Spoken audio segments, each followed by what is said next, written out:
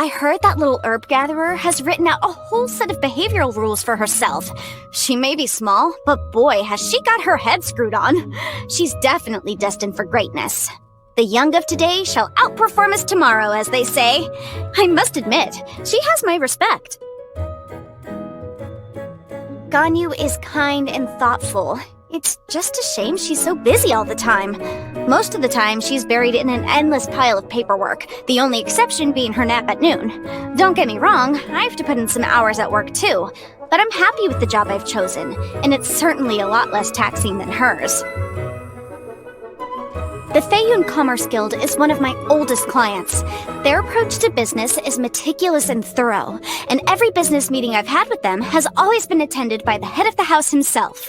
Last time, though, I happened to meet their youngest, Xingqiu. To my complete surprise, the lad had no trouble whatsoever keeping up with my train of thought. He was very eloquent, too, and had excellent manners. Definitely not a simpleton. I always hear people saying that the director of the Wangsheng funeral parlor has an unorthodox approach to business. They think she's gone a little non-compos mentis after being in the funeral business so long. What are these people talking about? The Wangsheng funeral parlor provides a legitimate and necessary service, which is the cornerstone of any successful enterprise. Work is just work. There are no good and bad jobs or lucky and unlucky jobs, just jobs that need doing. If I had one gripe, it would be that the director rarely comes to me for legal advice. Mr. Zhongli has so much in-depth knowledge on so many topics, he's like a walking library, you know what I mean? He's a total savant, though he never flaunts it. I could tell just by looking at him.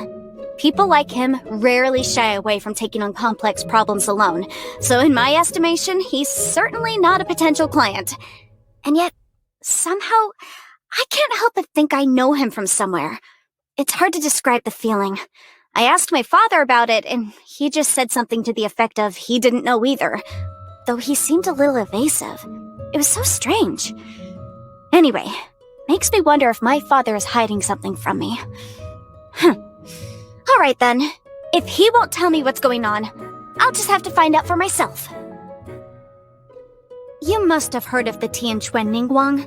She's the highest authority where the law is concerned, and often makes amendments to the legal codices.